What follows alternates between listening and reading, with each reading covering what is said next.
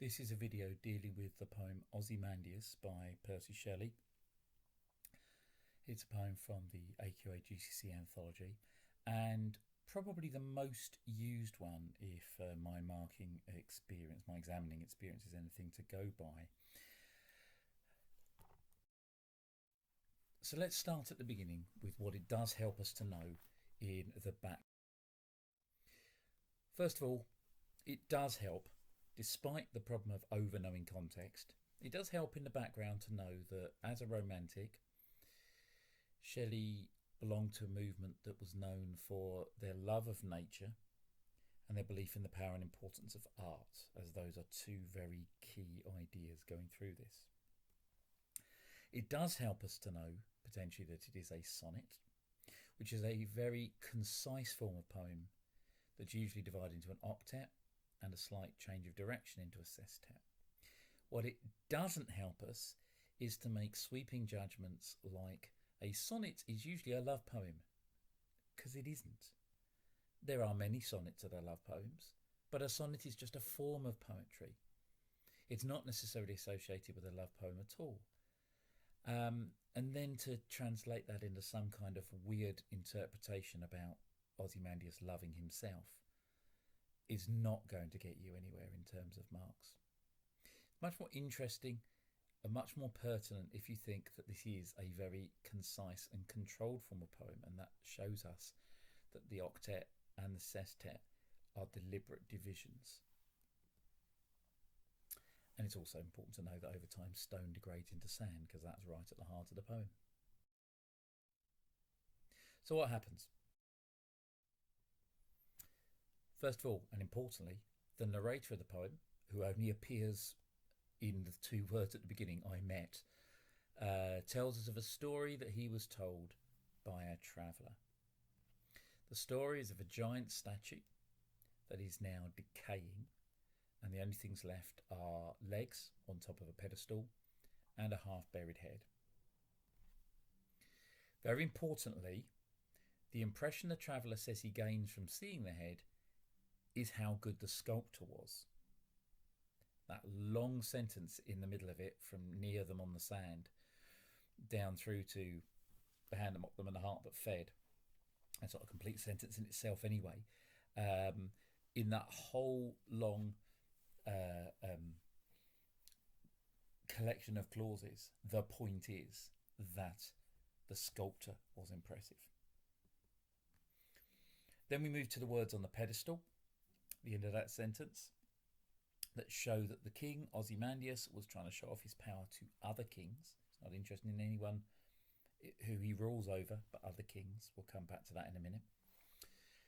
But nature and time have reduced the statue and whatever was built with it to sand. Now, this is what happens. Any contextual information you need is pretty much on that page right now.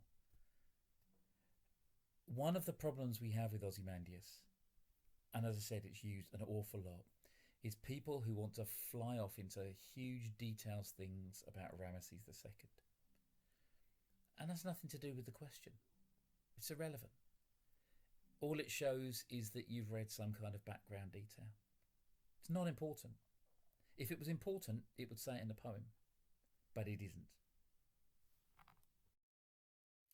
So, when we start with the title of the poem, it doesn't matter that Ramesses II also was known as Ozymandias. That's irrelevant. What matters is the impact of that as a title on us. And I'd say, think about the sound of it. Ozymandias. Sounds very grand, doesn't it? Sounds like an impressive name. And I think that's the point at the beginning. It's setting out that idea that this is going to be about somebody impressive. Now, it's also, despite the fact that this is clearly Egyptian set, it sounds Greek. It's a Greek name. Now, is that a deliberate link to the classical world, the world of ancient Greece and ancient Rome? Certainly the Romantics had a great love for that world. But is it trying to establish something to us about that idea of the past and what it means and how it relates or doesn't relate to today? Okay, I'm going to deal with this now in the octet and the sestet separately. So if we take the octet, the first 8 lines, this is the section in which it is set out what there is in the desert, and it particularly focuses on the face. And what's on the face, what the impact of that on the face is, and what it tells us about this man. But we do need to be very aware of that first line. This is a poem that could easily have started, two vast and trunkless legs of stone stand in the desert, and we'd get a similar effect. But it isn't.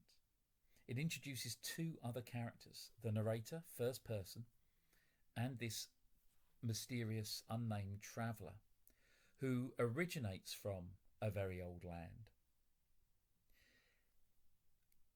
What it seems is that this is a technique that distances us from the story. That's what I would suggest to you. We're not immediately told about the 2 vast and trunkless legs of stone. A traveller tells us about the 2 vast and trunkless legs of stone. So it's their impression. And they don't tell us, they tell the narrator, who then tells us. This keeps this idea of this past statue dealing with things way back in the past as being even more distant. And it makes it sound almost like one of those riddles or a morality story or something along those lines, I would suggest.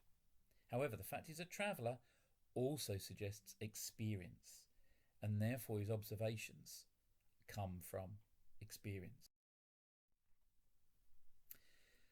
Now, having seen the shattered visage, the shattered face that lies on the sand,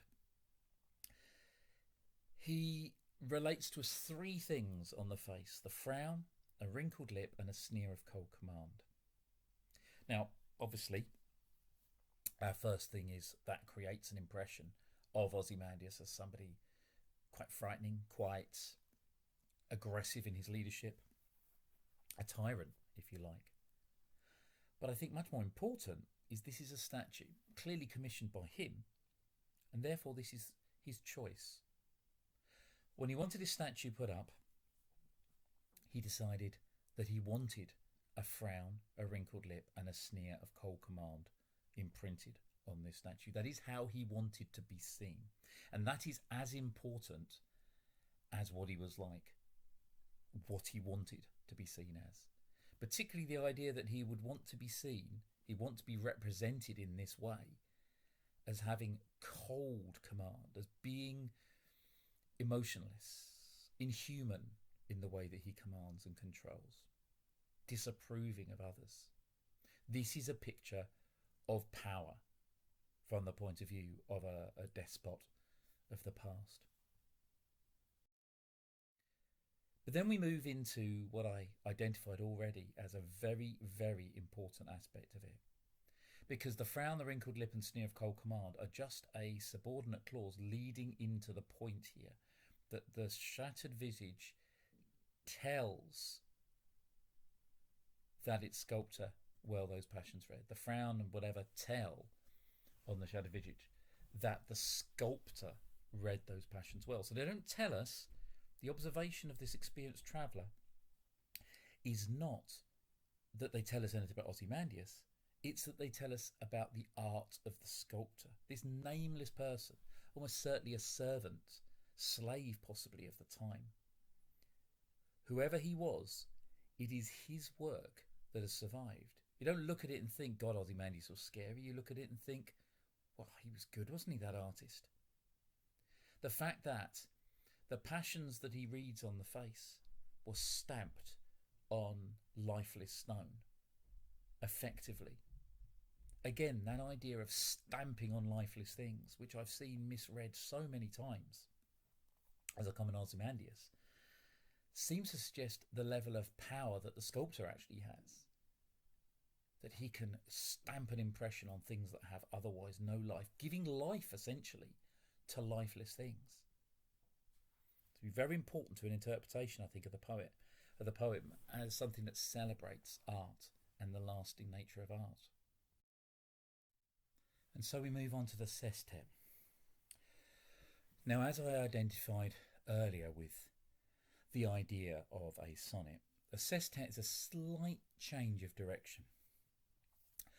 And having dealt with what's on the face, the slight change of direction is both moving to the pedestal and his message that he leaves, but also to the bigger idea of the impact of nature and time. So the sestet divided into 2 threes, basically, not by its rhyme or a rhythm or anything such as that, purely by the fact it's 2 sentences and 2 contrasting ideas. So first of all,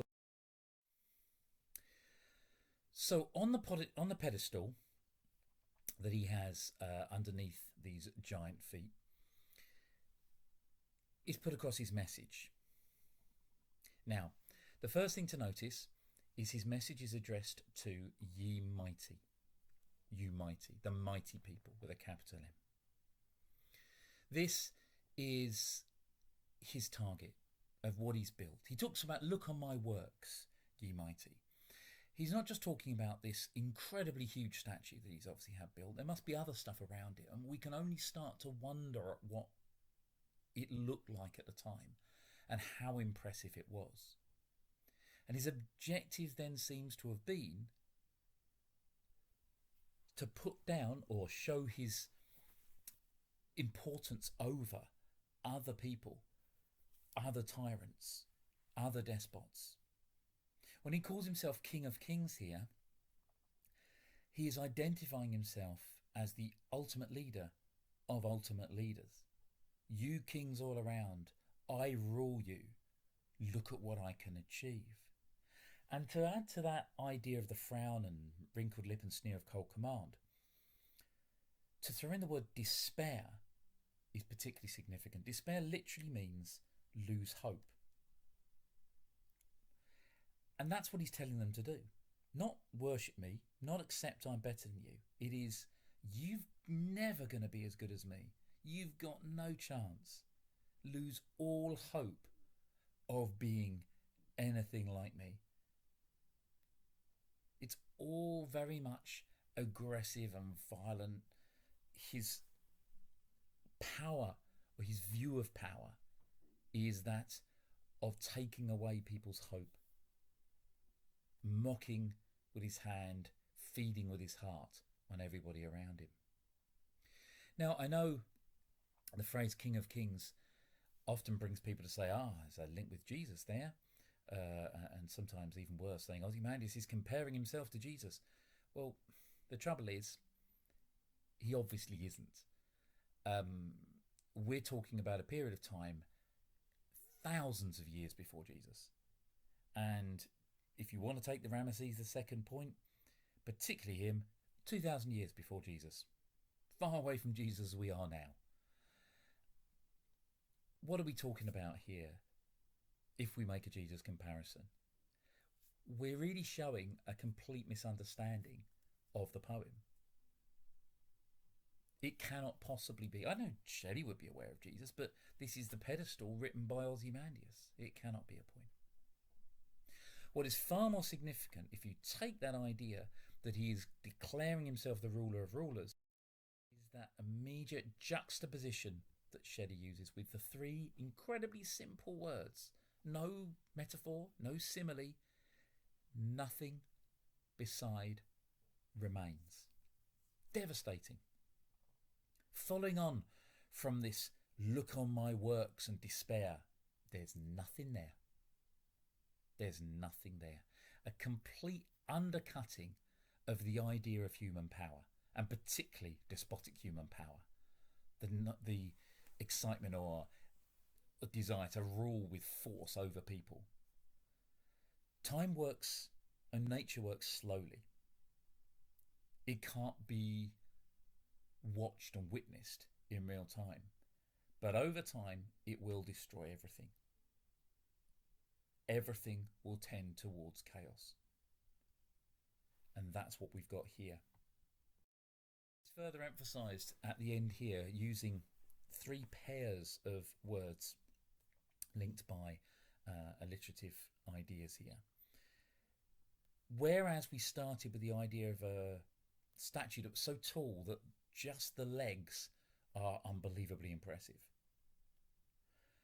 what we have now is this idea of what nature turns that into.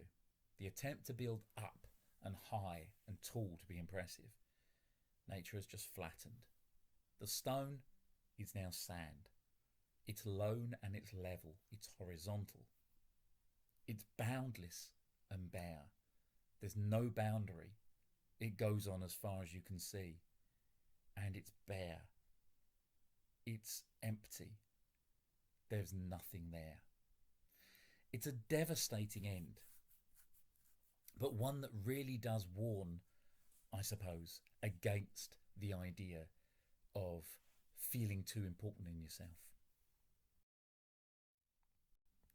Now, when we add in the form and to this, what have we got? We have a regular rhyme and rhythm. Many people take the idea that he's using the Petrarchan sonnet idea and then just playing around with it a little bit. Yes, he is.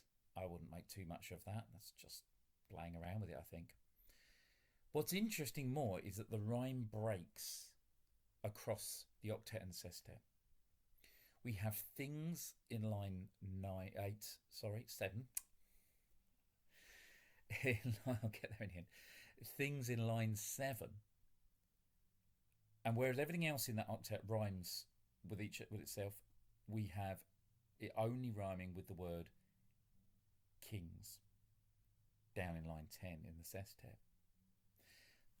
So an interesting concern there may be that the lifeless things that the sculptor has brought to life are compared to Ozymandias' statement he's king of kings. Well, if he's king of kings, he didn't have the power that sculptor had in art. Now, the octet, we need to notice focus on the half-buried face, what it tells us about how the king must have treated his people and the sculptor's skill. Whereas the sestet focuses on the irony of the words on the pedestal compared to what time and nature have done to his work. So two different purposes I think we need to get and understand.